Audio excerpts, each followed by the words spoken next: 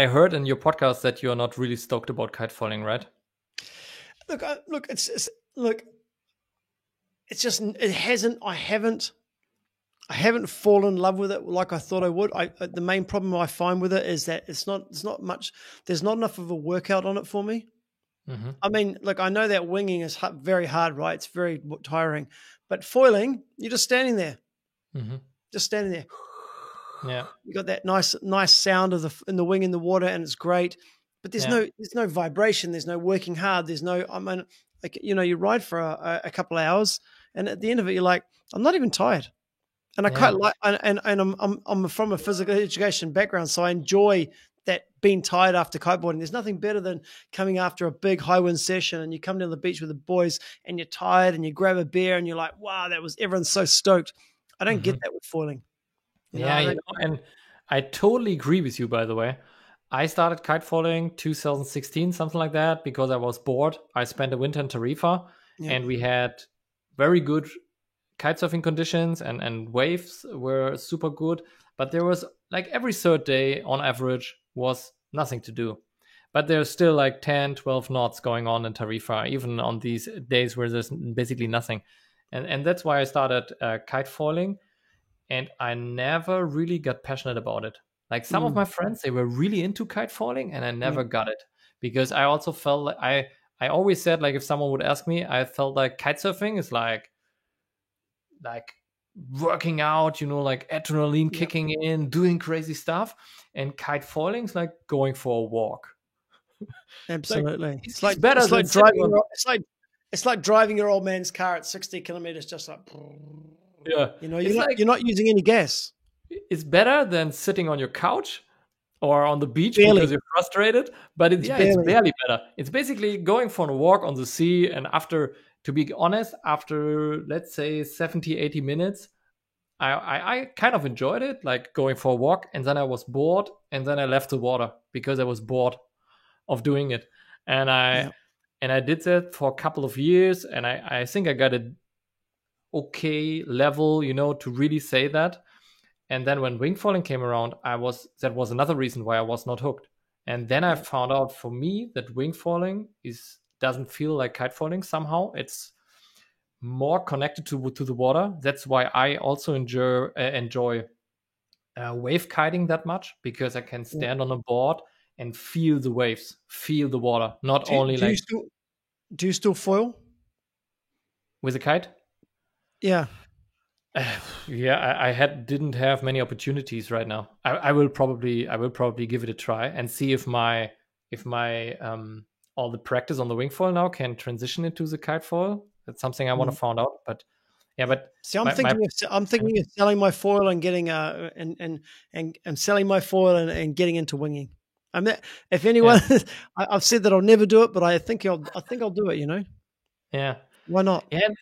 The crazy thing is that the wing foil gives you that surf feeling, even if it's a foil. And I only knew foils from kite foiling, and that was boring to me. That's why I was never intrigued to go surf foiling, sub foiling, whatever it is. And now, since I discovered the beauty of it in wing foiling, I'm really looking forward to what foiling in general is going to bring to water sports. Because now I see like people doing dock starts here right in my hometown, like there is no surf spot here, but we got a harbor, we've got some water. So people are starting dock starts now. People are wing falling now. And that's amazing, like it's bringing water sports into areas, especially urban areas where there was no surfing before. And that's something that Robbie also mentioned on the stream last night, that he basically said, like, he sees a lot of people now practicing in some harbor, because it's flat water. You can practice wing foiling there pretty good, but it's shitty wind, it's gusty. And he said, yeah, but they're still having the time of their life, And I don't know what it is. I really don't know what it is, man. But I'm hooked. I'm really hooked. Hey, I hope I get the stoke. I hope I pick up the stoke. I hope Let's I do. Talk again. And listen, I'll come back on here another. Yeah, I'll come back here on again. I'm in, man. I'm in. I've got it. I've sold all my gear and I'm full-time winging now. I'll never say that. No, don't do it. But also, I need to keep. I need. Look, Look, I'm not going to say names, but I'll tell you now that the pro riders, they still want to kite surf over wing. I think that the wingers are a whole different breed of people. I think wingers are different, are going to be different people. Look at Paula Novotná as a good example, right? She's really got into winging. But I saw on the live stream the other day, she said, someone said winging or kiting? She said kiting. You know, if you see Paula's Instagram feed, it's all winging now. But push comes to shove, those guys still want to ride.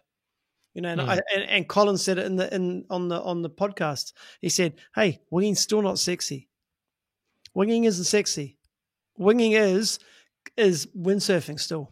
So I don't know. It's coming. I don't know if it's here yet, but there is a change. I think winging is going to be picked up by more windsurfers who want to get into not having to pull the mast around, have to do the setup. Because, you know, as a windsurfer, I've seen the windsurfers setting up in Oman. And I look at those guys pushing the mast down. I'm like, mate, that must be just a pain in the ass to travel with those boards. It must be miserable, you know? So let's see. And if these inflation boards, which are improving day by day, as you say, they might be the answer. Yeah. You know? I mean, I've seen the suitcases that you can get now. You can put all the foils in, folds up. You put your bag and your inflation thing. You go down there. There's no baggage fees. Look, there is the change. Are people doing windsurf holidays yet? Because I know kite surfing trips are big, right? Are people starting to do windsurfing trips? Slowly, I would say. There are a couple of companies popping up now, like they offer wingfoil trips, but you know, I tell you what, nobody got gear.